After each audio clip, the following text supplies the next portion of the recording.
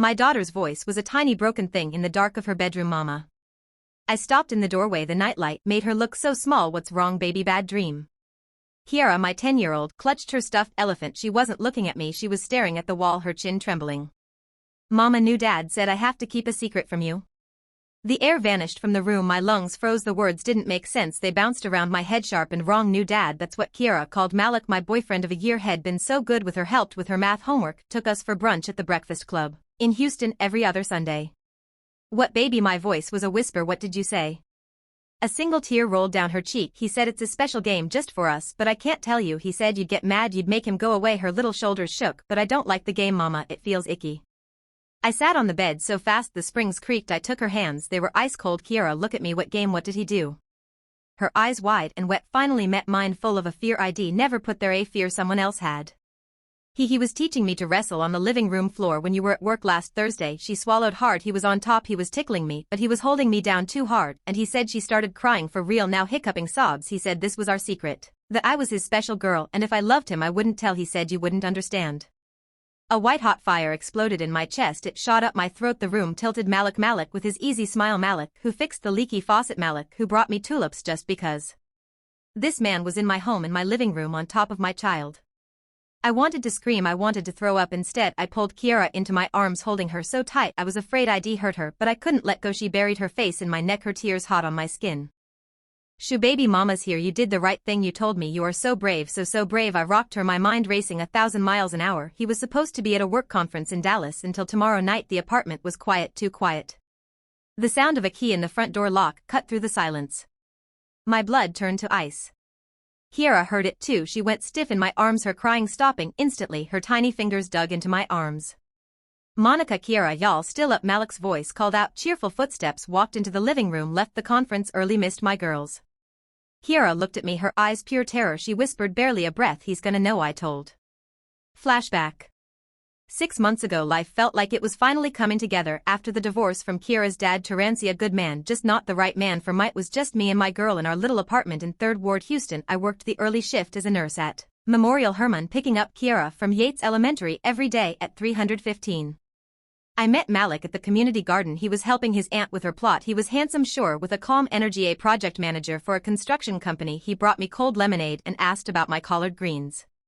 He was patient, he didn't rush. He won Kiera over slowly with dad jokes and helping her build a diorama of the solar system. When he started spending the night, Kiera seemed okay with it. She started calling him new dad on her own. It made my heart swell. Maybe we could be a family. But there were small things, little shifts. Head say, you baby her too much, Monica, she's tough. He started offering to pick Kiera up from school so I could rest. You work so hard. Head say, I thought he was being supportive.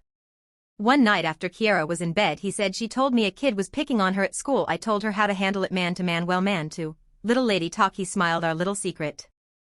I should have said something then. I should have said she tells me everything, but I was just happy he cared. I was tired, I let it go. Present day. Baby Malik's footsteps came down the hall. I gently untangled myself from Kiera. I wiped her face. Listen to me, I whispered, my voice deadly calm. You locked this door behind me. You do not open it for anyone but me or Nana, you understand? She nodded, her eyes huge. I stood up, my legs felt like rubber. I walked to her door, opened it, and stepped into the hallway. I closed it softly behind me. I heard the quiet click of the lock. Malik stood at the end of the hall, still in his jacket. He smiled. There, you are everything okay, Kiera? Have a nightmare? He took a step toward me. I took a step back, putting my body squarely in front of her door. Monica. Did you have a good trip? I asked. My voice sounded strange, far away. Yeah, it was fine. What's going on? His smile faded. He looked from me to Kiera's door. His eyes changed, just a flicker, a calculation. The fire in my chest was back. Kiera just told me something about a game, a secret game. Everything in his face shut down. It went blank, neutral. Oh, what game? Wrestling, tickling last Thursday. He chuckled. It was a dry, hollow sound. That, Monica, come on, we were just playing around. She got a little overexcited. It was nothing. He took another step. She must have misunderstood. Misunderstood you holding her down, misunderstood you telling her to keep a secret from her mother. My voice was rising. I couldn't stop it. His expression hardened. You're twisting it. You're always so dramatic. You're gonna wreck a good thing over a kid's imagination. He moved closer, reaching out like he was going to touch my arm. Baby, let's just talk about this. You're stressed. You work too much. I flinched away from his hand. That one movement told him everything. His face darkened. The nice guy mask was gone. So that's it. You believe a confused little girl over me after everything I've done for you for her. From behind the door, I heard a small muffled cry. Malik heard it too. His eyes snapped to the door, then back to me. A cold knowing look passed over his face. He knew she had told me everything. He didn't yell, his voice dropped low. Dangerous. You need to think very carefully about your next move, Monica. You cause trouble, and it'll tell everyone how unstable you are, how you're trying to turn your daughter against a good man. Who do you think they'll believe? He turned and walked back down the hall into the living room. I heard the couch sigh as he sat down. The TV clicked on. I was left standing in the hallway, my back against my daughter's door. My entire world shattered. The man I let into our home was not who I thought, and he was sitting in my living room waiting to see what I would do. My phone was in my pocket. I could call the police, but what would I say? My boyfriend tickled my daughter. Head deny it, head say I was crazy. Kiera's soft cries continued behind the door. I was trapped in my own home with a stranger. The low hum of the TV was a taunt. He was waiting, testing me, seeing if I'd crumble. I stayed pressed against Kiera's door, my heart hammering against my ribs. I couldn't go to her. I couldn't leave this spot. I was the only wall between him and her. Think, Monica, think. My phone, I slid it slowly from my pocket, keeping my eyes on the hallway entrance. My hands shook so badly I could barely open the screen. I didn't call 911, I called my mother. It rang once, twice. Monica, baby, you know what time it is. Her voice, thick with sleep, was the safest sound in the world. Mama, the word came out strangled. She was instantly awake. What's wrong? Is it Kiera? It's Malik. I kept my voice a desperate whisper. He did something to Kiera, told her to keep a secret. Mama, he's here. He's in the living room. I heard her moving, the rustle of clothes. Listen to me, you get in that room with your child and you lock the door right now. I'm calling the police. I'm 15 minutes away. He said people would believe him, not me. Let him try. My mother said, her voice like steel. You get in that room now. The call ended. I turned and tapped on Kiera's door. Baby, it's me, open up. The lock turned. I slipped inside and locked it again. Kiera stood there, her elephant crushed to her chest. I fell to my knees and held her. Nana is coming. The police are coming. It's going to be okay. Is he going to be mad? She whispered. I don't care, I said, and for the first time I meant it. A fierce calm settled over me. The fear was still there, but underneath was a rock, a mother's rock. Minutes later the doorbell rang, a loud official sound. I heard Malik get up. The TV went silent. He opened the front door. A deep voice said, Houston Police, we received a call. Is everyone all right here? I unlocked the bedroom door, holding Kiera's hand. I walked us out into the hallway. 2 officers stood in the doorway. Malik had his nice guy smile back on, but it looked tight. Officers, hi, there's just a little misunderstanding with my girlfriend. She gets a little emotional sometimes.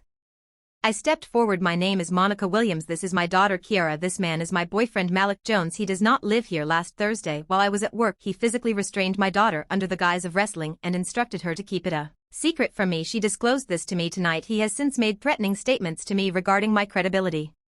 I sounded like I was reading a report. Clear, calm. The nurse in me took over. Malik's smile vanished. That is a complete lie. She's making this up because I told her we should cut back on Kiera's screen time. Look at her, she's hysterical. The officers looked at me, at Kiera hiding behind my leg, at Malik. One officer, an older black man with kind eyes, knelt down. Hey Kiera, I'm Officer Miller. You go to Yates, right? My niece goes there. Is it okay if I talk to you for a minute? Kiera looked up at me. I nodded. Officer Miller led her to the kitchen table, speaking softly. The other officer asked Malik and me to stay separate. He started asking Malik questions. Malik's answers were smooth, rehearsed. He talked about my long shifts, my stress. Then my mother burst in. She didn't look at Malik. She went straight to Kiera in the kitchen, wrapping her in a hug that seemed to absorb all the fear in the room. Officer Miller came back over. He spoke quietly to his partner. Then he came to me. Ms. Williams, we're going to take Mr. Jones downtown to ask a few more questions based on your daughter's statement and his inconsistent details. We have enough for an investigation. A child advocate will contact you tomorrow. For tonight, he said, his voice firm. He will not be staying here. He will collect his essential items supervised by us and leave. Malik was livid. He shot me a look of pure hatred as an officer watched him throw clothes into a duffel bag. You're ruining your life, Monica, he hissed under his breath. I said nothing. I just watched him walk out of our apartment. The silence after the door closed was heavy, but it was ours again. The next week. It wasn't over. The police investigation was slow. Malik was released pending further inquiry. He didn't contact me, but his shadow was everywhere. I took time off work. Kiera didn't go to school. We stayed at my mother's house in Sugarland. The world felt both too big and too small. Kiera started seeing a therapist, a nice woman named Dr. Layla, who had an office full of toys. After the first session, Dr. Layla said to me, Kiera is resilient, but she needs to feel in control again. What she disclosed was a gross violation of trust. She's carrying guilt, thinking she caused this. That broke me all over again. One afternoon, Kiera was drawing at Nana's kitchen table. I sat down with her. Can I draw with you? She nodded. We drew in silence for a while. Then, without looking up, she said, I'm sorry, I didn't tell you faster. I put my crayon down. Oh baby, no, you have nothing to be sorry for, that was his fault, all of it. You were so brave to tell me it all.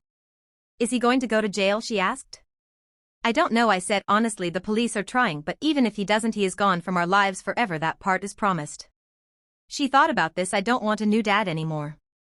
My eyes filled with tears. You don't need one, you have me and Nana and your real dad. ID called Terrence. He was on a plane from Atlanta the same night it happened. He was staying in a hotel taking Kiera to the park, being the steady safe presence she remembered. We weren't a couple, but we were a team for her. I just want it to be like before, she whispered. It can't be, I said, holding her hand, because we know something now we didn't know before. What? That we are stronger than any secret, and my love for you is bigger than any fear he tried to put in us. It wasn't a perfect happy ending. The case was still open. Sometimes Kiera woke up crying, sometimes I jumped at loud noises. We were healing, but we had scars. A month later we moved to a new apartment. Kiera helped pick it out. The first night we built a fort in the living room with sheets and pillows. We ate pizza inside it. Lying there in the dark, surrounded by cushions, Kiera's head on my shoulder, I finally felt a real peace. Mama, her sleepy voice asked. Yeah, baby. This is better than secret games. I kissed her forehead, my heart so full it ached. This is the only game, Ki, you and me always. Outside, the Houston night hummed on. We were safe in our fort. The bad thing had happened, it left a mark, but in this quiet covered space we were learning how to be whole again, one honest breath at a time.